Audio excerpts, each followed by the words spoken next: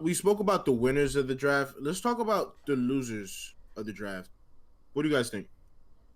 All right, first things first. I personally believe that there was no one that really did anything too egregious. Now, there were some surprises all around the board, in my opinion. I think San Francisco going for Trey Lance was the surprise. It wasn't necessarily too much of a surprise in terms of the actual draft board mailing because a lot of people had the mock taking Trey Lance. But in regards to the person that in regards to the team that I think did the worst, and it's gonna be like completely opposite of what Panda said earlier on. I personally believe that the Cincinnati Bengals, they dropped the ball here. They should Hmm. have 100% taken Penei Sewell.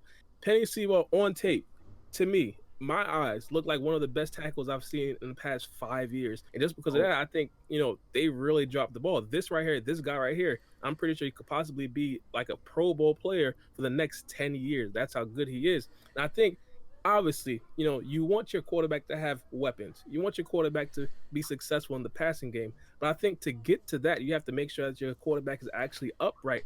And I personally believe if, Joe Burrow suffers another season-ending injury, it's going to be bad. Now, of course, they did take a tackle in the second round. He's nowhere close to the prospect that Penei Sewell is. And I honestly think he's probably not going to be good his rookie year. They could have definitely just fortified the line, taking the offensive line. I'd have taken tackles in the first and second round, potentially even taking a guard in the third round. That's how much I really think they need to improve that offensive line. But they just didn't. They opted for the receiver, the best receiver in the draft. So you can't necessarily slight them too much. It's just I worry for my man's health. That's it. I just worry. You see, I have a similar take, but I disagree in this sense. If it was any other wide receiver other than Jamar Chase, I would agree 100%. But Jamar Chase is a very talented receiver that you really can't bad. afford to pass up on. And I wouldn't say that they're the biggest losers because although you're right, Joe Burrow needs a line. He needs help. I mean, he's on suicide watch every week because he's just getting attacked. I think Jamar Chase is he's a suitable replacement pick. Now, what I will say is the Miami Dolphins, just like Joe Hmm. Burrow, Tua is in a very similar situation. You gotta protect Tua. They invested a lot into him, man, and not for nothing. The what Tua has around him, you didn't necessarily have to go with Jalen Waddle. I mean, I get it because he was available. He's an Alabama wide receiver. You can never have too many weapons. But the thing is, if you can't protect your QB, and Tua, just like Joe Burrow, seems to be having issues with injury because if I'm not mistaken, he was a redshirt.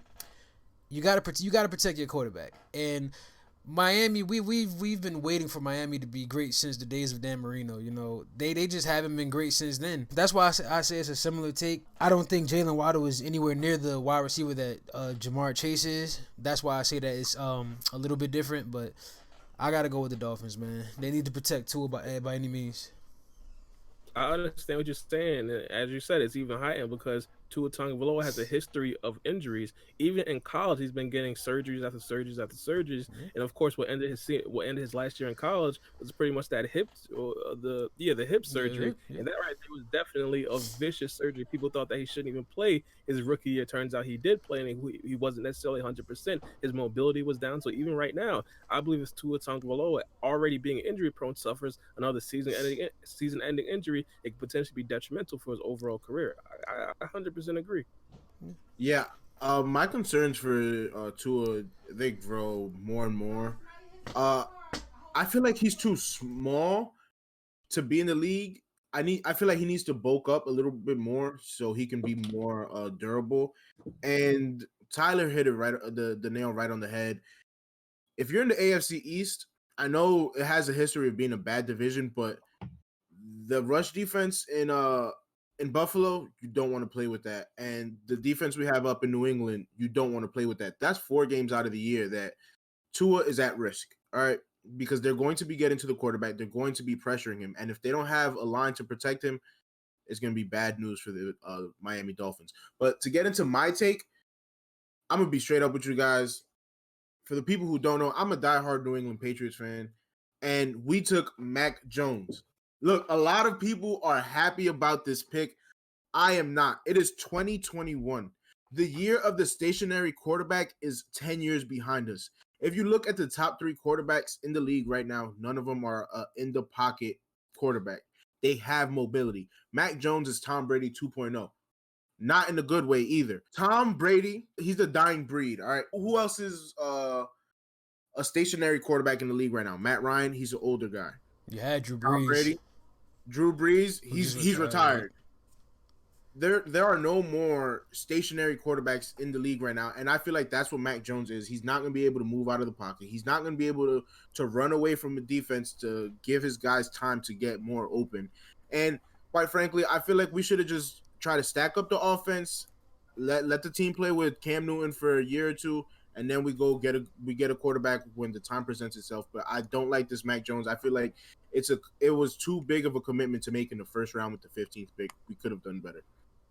See, here's where I have to Wow. disagree with you. First things first, Mac Jones is so much more of a quarterback than just his lack of mobility. He processes information, arguably the best in the draft. He's arguably the smartest in the draft. Of course, Trey Lance might have something to say about that.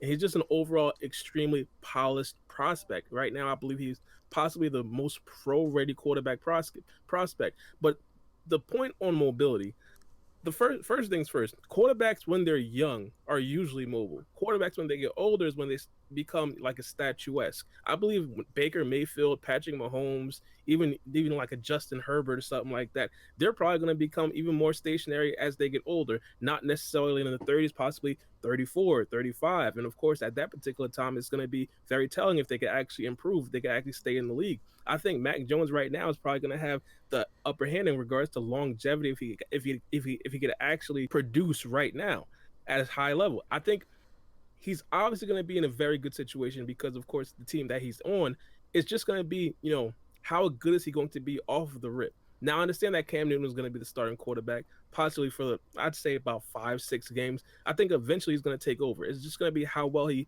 is when he takes over. That's just my opinion. I really like Mac Jones as a prospect. I personally think that he's definitely going to be a very good quarterback in the league for a very long time. It's not necessarily just to say that he can't be good because he's not mobile. I think if you have a very good system that's tailored to his style of play, you could definitely be good. And I think Bill Belichick already knows that style of offense. I mean, I was waiting for you to mention Bill Belichick's name because last time I checked, Bill Belichick didn't retire, and last time I checked, it's not normal. Like it's extremely rare. You have to be a very elite QB to be able to be mobile, but also an elite QB at the same time. We seen what Cam Newton is. Cam Newton is a mobile quarterback, but I bet you would take a stationary quarterback that can give you 5,000 yards a season. Absolutely. So it's all about give or take. But with Bill Belichick, I think Mac Jones I think that was the perfect partnership. I think that I see why a lot of people are celebrating that pick. And another reason why I absolutely love it is because a lot of people they were projecting the Patriots to move up in the draft to draft Mac Jones. They stood pat. They dug their heels in and waited for Mac Jones to fall to them. They didn't have to give up any extra draft assets. That right there is 100%, in my opinion, a very good move by the New England Patriots. Absolutely. Hey man, I hope it does become a good move, but me right now, the way I see the league going, I don't agree with it. Now, one more thing though. Another loser that I have to say now, this is not necessarily gonna be a full thing, but the Green Bay Packers, man. Whenever the Green Bay Packers don't take an offensive player in the first round at this particular point, it's going to be an automatic L. If they don't take a running back, if they don't take a wide receiver, it's an automatic L. And I personally believe taking Eric Stokes, a cornerback, out of Georgia, is definitely a bad idea. We already see the ramifications of that. And of course, I'm not necessarily saying that he's doing all this personally because of this year's first round pick, but I personally think for you to draft the wide receiver out of Mississippi, he'd definitely be a little bit more receptive of coming back, a happy quarterback. And that's not the case right now.